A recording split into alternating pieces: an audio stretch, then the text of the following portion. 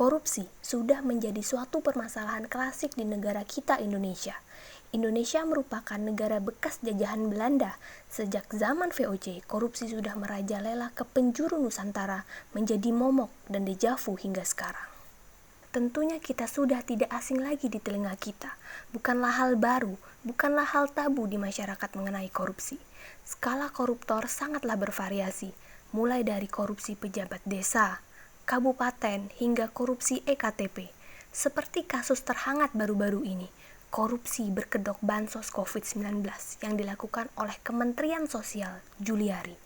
Dengan salah satu modusnya mencatut Rp10.000 dari tiap paket bansos senilai Rp300.000 yang diberikan pemerintah kepada Kemensos guna memberikan bantuan kepada rakyat. Kasus yang tak kalah populer lainnya, yakni kasus Gayus Tambunan pada tahun 2010 sampai 2011.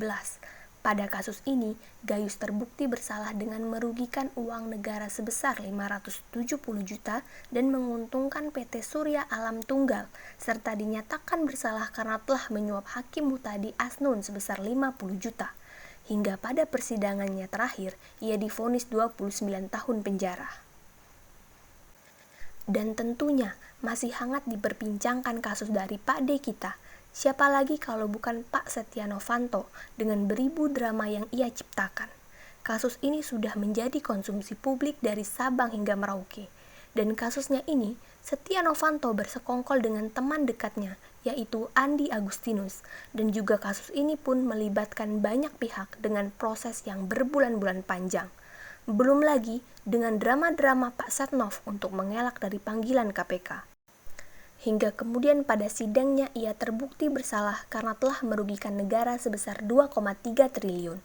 Beliau divonis dengan hukuman 15 tahun penjara dengan denda 500 juta serta dicabut hak politiknya selama 5 tahun. Berkaca dari 3 kasus di atas, makin tahun ke tahun apa tingkat kuantitas kasus korupsi di Indonesia semakin berkurang? Atau malah sebaliknya? Perlu diketahui bahwa tindak pidana korupsi merupakan tindak kejahatan yang berdampak langsung terhadap turunnya kualitas kesejahteraan masyarakat. Mengapa begitu?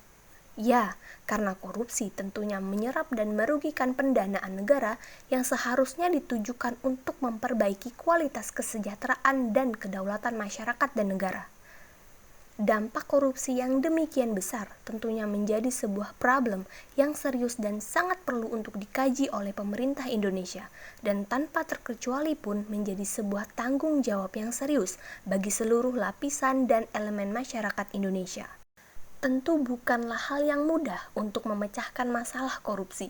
Sekalipun harus melibatkan seluruh lapisan masyarakat, tentu tetap membutuhkan pengkajian yang sistematis terhadap strategi pencegahan dan pemberantasannya.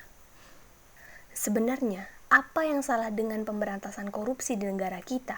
Apakah tikusnya yang terlalu licik dan cerdik, atau kucingnya yang kurang tertata? Sekarang coba ambil perbandingan dari negara Finlandia sebagai negara ternyaman di dunia. Apa indikator utama yang bisa menjadikan Finlandia sebagai negara ternyaman di dunia? Tak lain dan pastinya kepuasan masyarakat. Kepuasan masyarakat ini didasari beberapa faktor, dan yang paling utamanya ialah tingginya kesejahteraan rakyat, minimnya tingkat kejahatan, tidak adanya korupsi, dan masih banyak lagi indikator lainnya. Tapi kok bisa Finlandia menjadi negara yang tidak ada korupsinya? Mengapa demikian? Finlandia merupakan sebuah negara yang sistem pendidikannya dikagumi banyak negara, hingga Finlandia juga sukses memangkas sistem birokrasi di negaranya hingga dapat mencegah tindakan korupsi. Sistem birokrasi yang ringkas dan tidak terbelit-belit memungkinkan warga Finlandia mengurus perihal administrasi hanya di beberapa tingkatan saja. Layanan satu pintu juga dibangun oleh negara Finlandia yang mengadopsi sistem birokrasi pemerintahan Swedia selama kurun 1150 hingga 1809. Sistem itu pun tetap berlanjut hingga kemerdekaannya pada 6 Desember 1917. Hingga pasca kemerdekaannya pun, Finlandia terus berkembang, mulai dari tindakannya untuk mereformasi struktur sistem administrasi, mendesentralisasi sistemnya, hingga memberikan kemandirian operasional dan ekonomi municipalities. mungkin cukup membahas soal Finlandianya.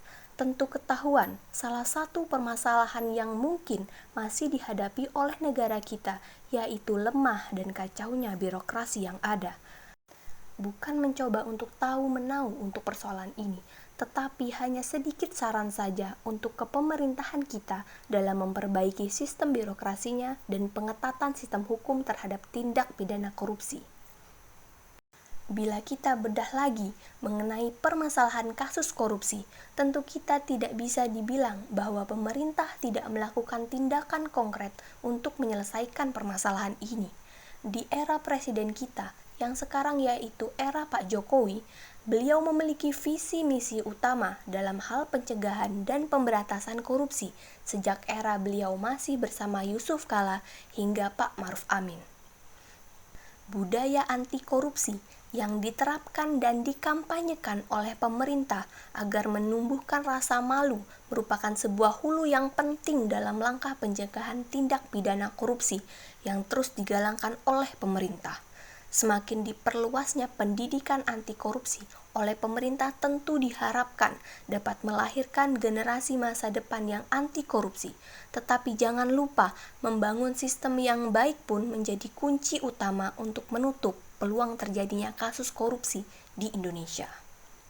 Setelah panjangnya pembahasan mengenai korupsi, mulai dari kilas balik mengenai korupsi itu sendiri, kasus-kasusnya, sampel negara yang anti korupsi, sampai ke pembahasan mengenai langkah pemerintah untuk mengatasi korupsi, ada satu hal yang terpenting, yakni mengenai orientasi dan mindset dalam pengawasan dan penegakan hukum itu sendiri yang seharusnya diarahkan dan ditata ulang sesuai dengan penataan dan pengerucutan fungsinya masing-masing, agar tercipta sebuah sistem penegakan hukum dan pemerintahan yang lebih reliable, efisien, dan pastinya efektif.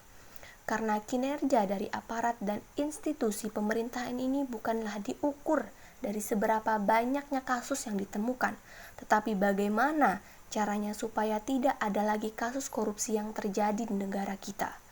Atas segala upaya dan langkah konkret yang telah dilakukan oleh pemerintah, tentu kita harus menghargai dan mengapresiasi langkah tersebut. Dan yang paling penting, kita harus tetap mendukung pemerintah dalam upaya pemberantasan korupsi hingga ke akarnya.